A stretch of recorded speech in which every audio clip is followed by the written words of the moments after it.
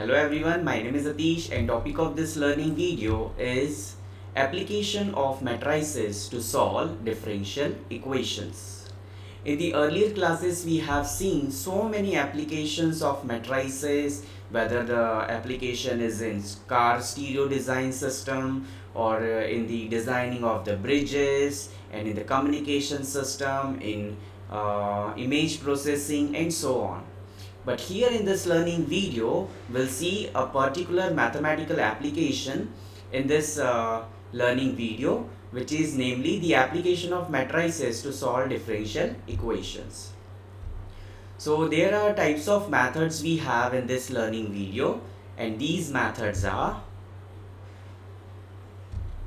matrix method, expansion method, and Sylvester's theorem method. As you can see, we have these three different methods. In the last learning video, we have already seen what is matrix method, and as you can see that I have highlighted the method number 2. So we'll make use of second method, that is method of expansion, to solve differential equation in this learning video. So let's move ahead on taking the working rule. So the first step of working rule says write down the given equation in matrix form. Second, you have to find out the eigenvalues. Third, check the nature of eigenvalues. Number 4, apply method of expansion. And number 5, use solution of matrix form to get the answer. Now you may be wondering, what is this check the nature of eigenvalues?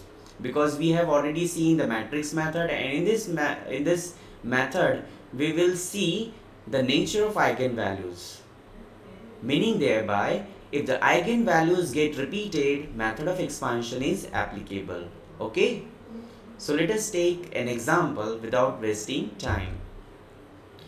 So example number 1 says solve dx1 by dt is equal to x1 plus x2, dx2 by dt is equal to x2, and we are given that x1 0 is 1 and x2 0 is 1.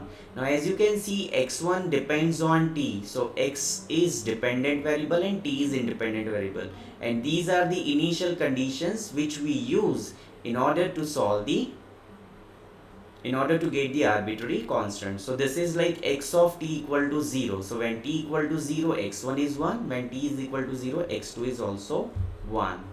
Okay, now let us see the solution of this. So the given system can be written in matrix form as, now try to write this in matrix form. This is left hand side is ddt common, and in the vector form you can write down column vector as x1 x2.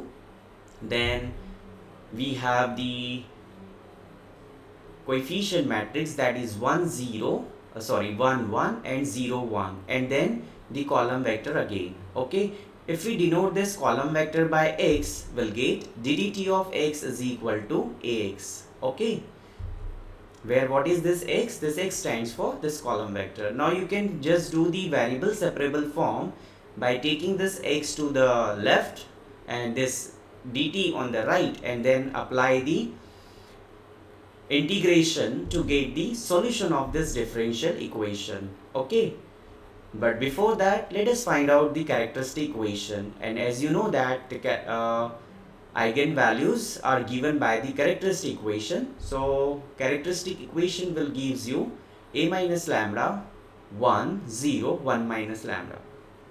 Just subtracting minus lambda from the diagonal element and rest of the element as it is. Now when you solve this, you will be getting 1 minus lambda into 1 minus lambda minus 0 equal to 0. Now solving further, we'll get this. So in this way, we'll get the eigenvalues 1 1. So let us say lambda 1 1 and lambda 2 is also 1. So as you can see that we have the eigenvalues 1 1 which is repeated.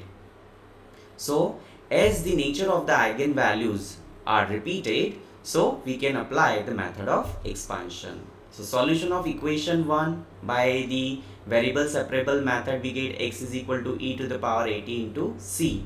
Okay, where what is this c? This c stands for the initial condition, column vector of initial condition. Now this x stands for x1 x2. What is e to the power at? E to the power at is an expansion, we have written the expansion of e to the power t. Just like we have e to the power x, what is the expansion of e to the power x? 1 plus x squared by 2 factorial plus x cubed by 3 factorial and so on. Instead of x, we have at. Okay. And instead of 1, we have the identity matrix here because we are dealing with the matrices. Now solve further. When you solve this, just substituting the identity matrix A square and so on. Now when you solve this bracketed quantity, you will get a matrix of order 2 by 2. So 1 plus 1 into t plus t square by 2 factorial and so on. Okay.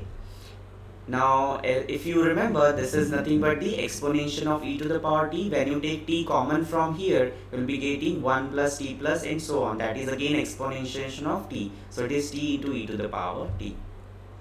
Now solving further, we'll get e to the power t into 1 plus t into e to the power t, and the next one 0 into 1 e to the power t. So 0 plus e to the power t, e to the power t. So as you can see clearly that what is the value of x1? x1 is e to the power t plus t to the power t, and what is x2? E to the power t. This is nothing but the required solution, and that is what we want. You may be wondering that this method is very easy and very simple. So let me tell you, this method is applicable only when the eigenvalues are repeated. Okay, so I hope this video lecture is making sense. So as usual, we are having a last slide of thank you. So thank you for watching this learning video. Enjoy learning digitally. Thank you.